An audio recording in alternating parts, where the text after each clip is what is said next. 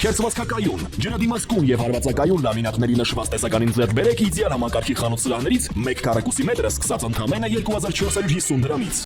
Շնորհակալություն, հարցը սուղում եմ արտաքին գործերի նախարարին։ Պարոն Միրզոյան, շուրջ 10 օր առաջ Ադրբեջանի նախագահը հայտարարեց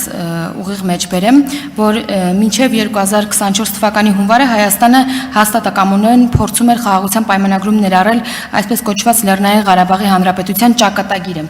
Ի պատասխան մեր զանգվածային լրատվության միջոցներից մեկի հարցին դուք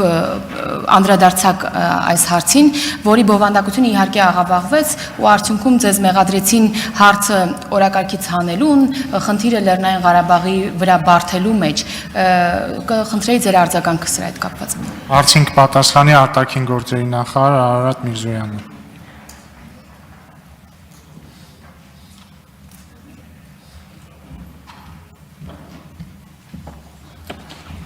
Արև ձեզ, շնորհակալ եմ հարցի համար։ Իսկապես սա այն ամենավառ օրինակներից է, ինչպես կարող է խոսքը կամ փաստը աղավաղվել եւ, չգիտեմ, տրամագծորեն հակառակ լույսի ներքո ներկայացնել։ Ի պատասխան զանգվածային լրատվության միջոցի, եթե չեմ սխալվում, ազատության հարցումներ, մեզ արտաքին գործերի նախարարության հարցեր որքանով է այդ Իլհամ Ալիևի ասածը ճիշտ, մենք ասել ենք, որ իսկապես մենք զբաղվել ենք, ինչպես եւ քանիցս հայտարարել ենք հրապարակավ այդ շրջանում, որ մենք փորձում ենք հասցեագրել մեր Հայաստան-Ադրբեջան բանակցությունների շրջանակում հասցեագրել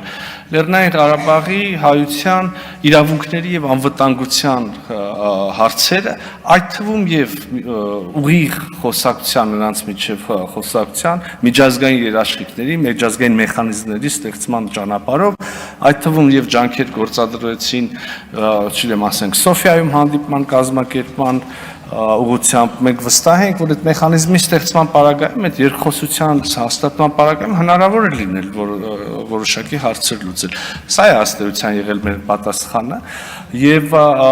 փաստը, որ բռնի տեղահանությունից հետո եւ հատկապես եւ նաեւ իրենց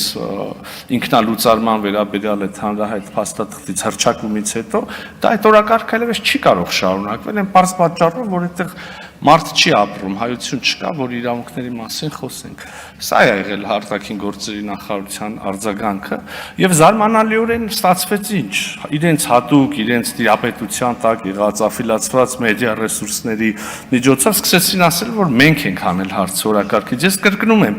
այս կառավարությունը վարչապետ Փաշինյանի գլխավորությամբ արել է ամեն ինչ, որպեսզի այդ մարդկանց իրավունքների եւ անվտանգության հարցը որևէ կերպ հասցեագրվի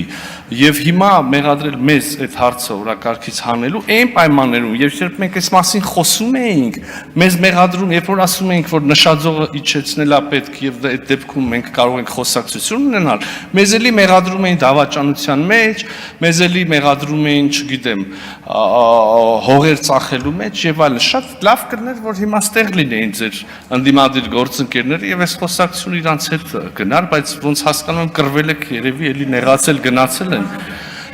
Շատ բարի դրացիական մթնոլորտում գնացել են, չեն կռվել։ Չգիտեմ ինչ է։ Դե ասածս ինչ է, այսինքն իրենք